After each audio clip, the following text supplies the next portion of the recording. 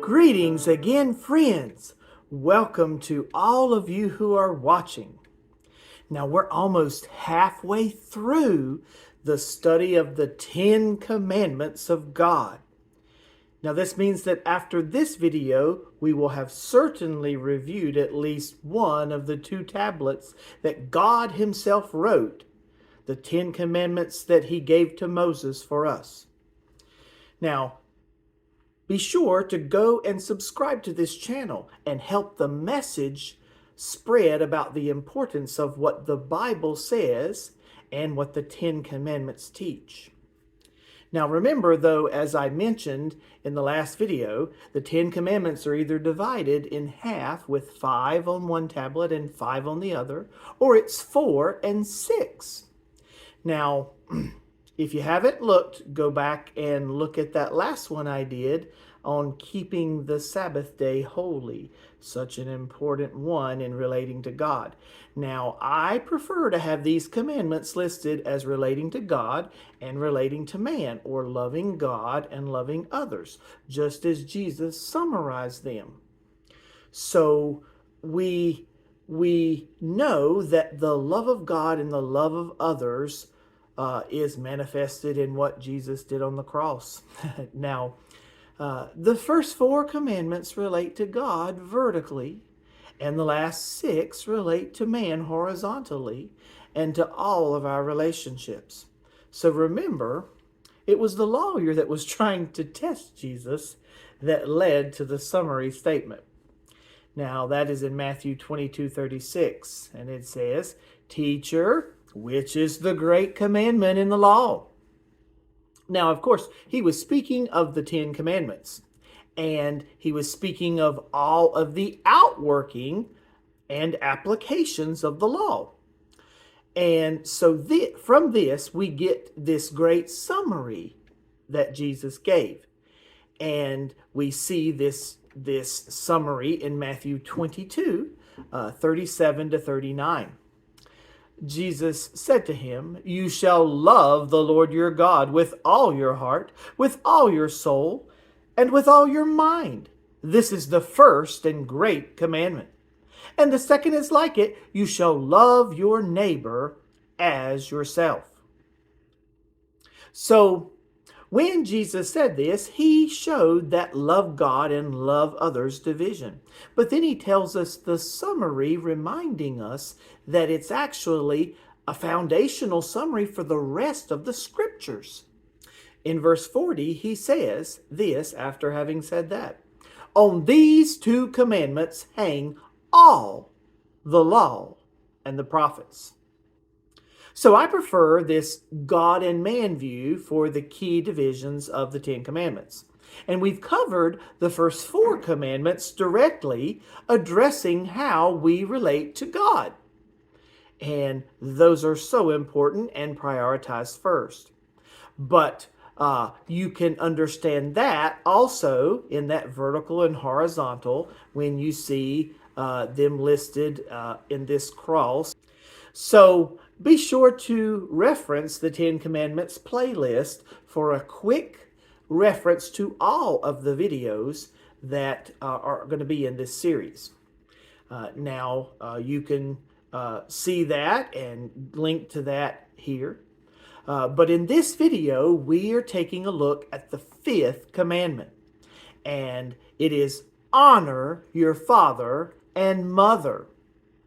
Now, this is actually the first commandment that tells us how we must relate to others.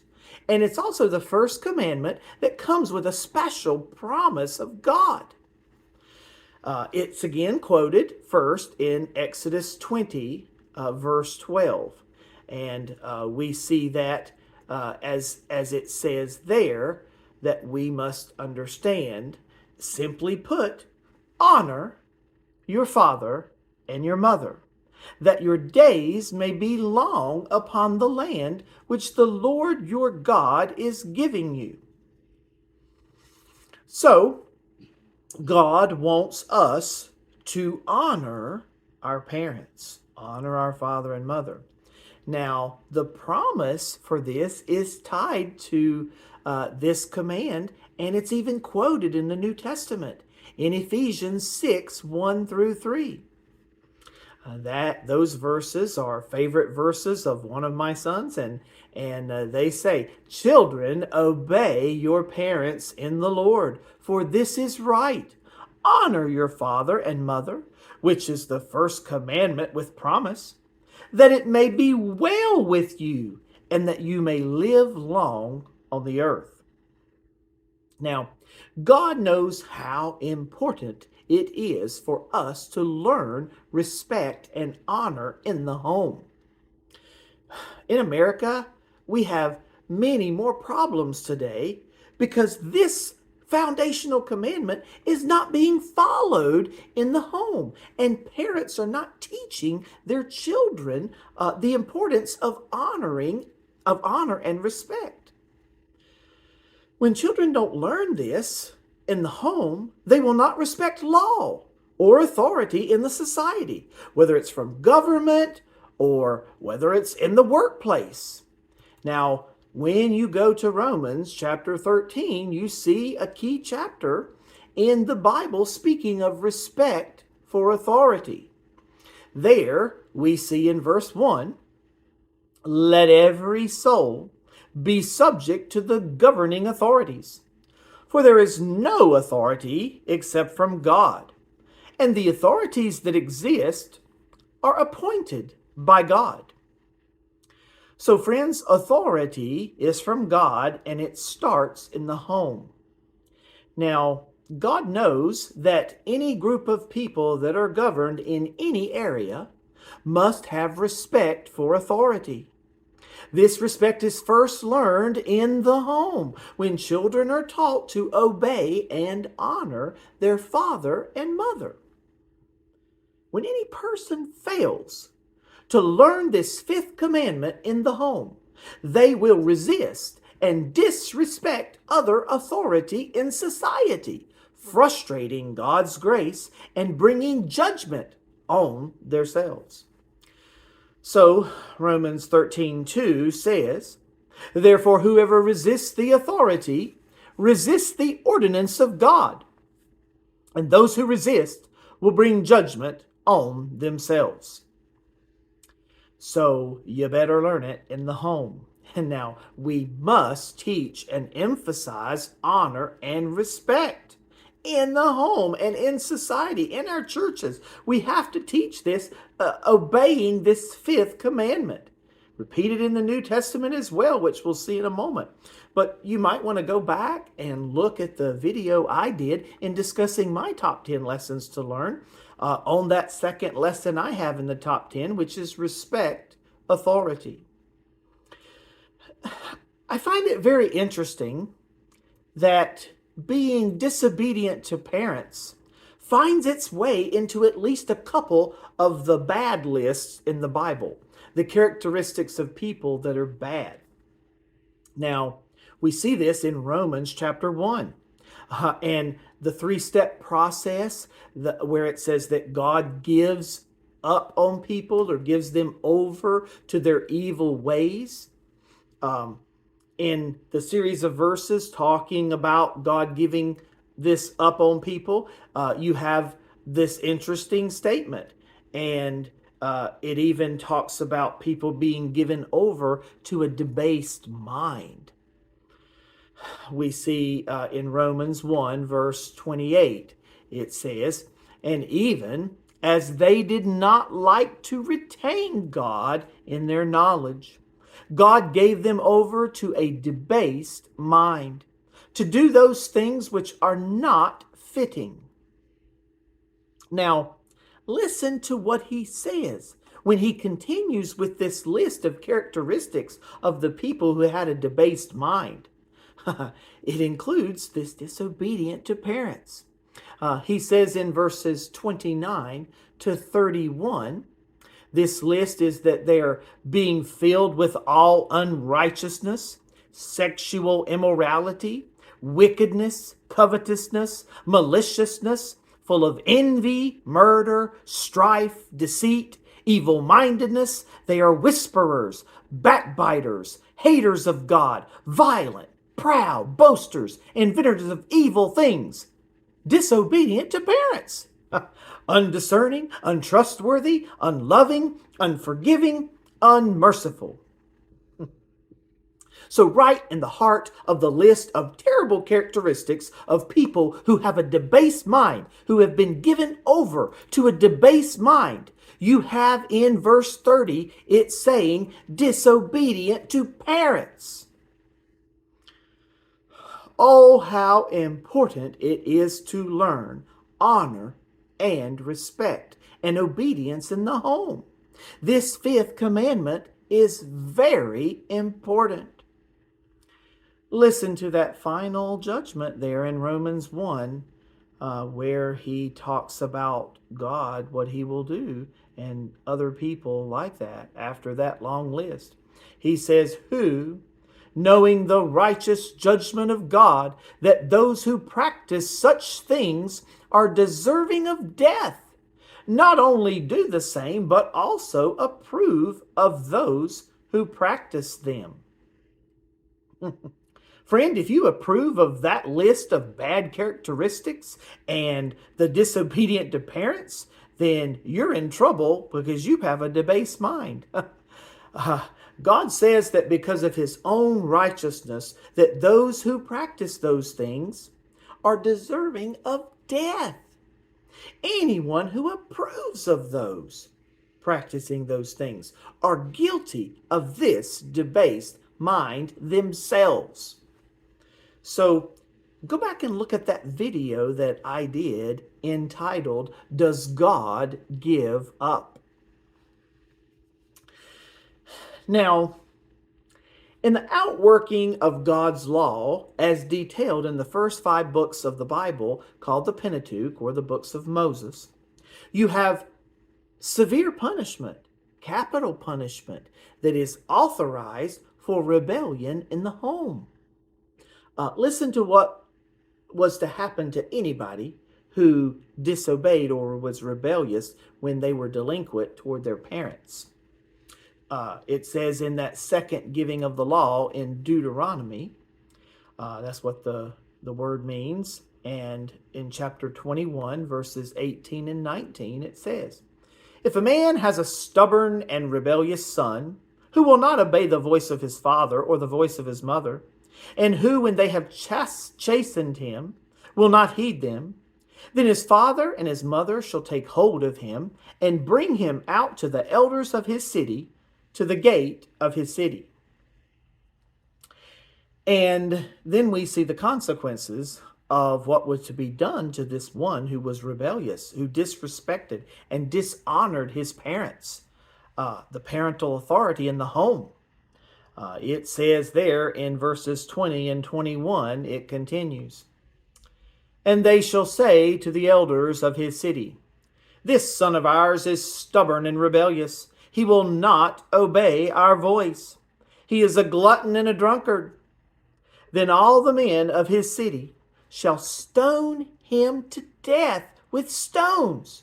So you shall put away the evil from among you, and all Israel shall hear and fear. We could have a message on that, hear and fear. But Jesus even addressed this fifth commandment and the consequences in the book of Matthew. We see he was questioned by some scribes and Pharisees, as he often was, about why the disciples didn't keep the Jewish tradition. Now, Jesus used this fifth commandment to point the question back to them. In Matthew 15:3, he said, he answered and said to them, why do you also transgress the commandment of God because of your tradition? Now, we could talk more about the tradition that existed with the Jewish people in honoring your father and mother. You can look at this and where it's listed also in another gospel. But Jesus addressed this fifth commandment here in Exodus when he talked here in Matthew, he addressed the command in Exodus and in Deuteronomy for the punishment. So in verse 4, he says, "For God commanded, saying, honor your father and mother, and," in Deuteronomy, "he who curses father or mother, let him be put to death." So here Jesus addresses this fifth commandment. And then he continues to point out the hypocrisy that the Jewish tradition had in this commandment in particular. In verses 5 and 6, he says, "But you say, whoever says to his father or mother, whatever profit you might have received from me is a gift of God, then he need not honor his father and mother. Thus you have made the commandment of God of no effect by your tradition." So friends, they tried to say that they weren't accountable to honoring father or mother because it was just a gift, what they did when they were in the home. Now, Mark addresses the same problem, the same situation here in chapter 7, in verses 10 to 13. And we won't go and look at that passage too. You can compare the two and see how it relates to this same account. But before concluding, let's look at one other list where disobedient to parents makes it in 2 Timothy chapter 3. Now, Paul addresses the characteristics of the perilous times in the last days. In 2 Timothy 3:1, he says, "But know this, that in the last days perilous times will come." Now, we know that there's a lot of discussion about the last days. You might want to go look at my prophecy playlist because I've got like 50 videos in that playlist dealing with prophecy and going through the book of Revelation and the characteristics of the future and even perilous times in the last days. So go look at that prophecy playlist to link to all of those videos. But here in 2 Timothy 3, Paul gives this list where you have this disobedient to parents mentioned among all of the other terrible things that are mentioned of the perilous times in the last days. So we see in 2 Timothy 3, verses 2 through 4, this list, and just listen to this. "For men will be lovers of themselves, lovers of money, boasters, proud, blasphemers, disobedient to parents, unthankful, unholy, unloving, unforgiving, slanderers, without self-control, brutal, despisers of good, traitors, headstrong, haughty, lovers of pleasure rather than lovers of God."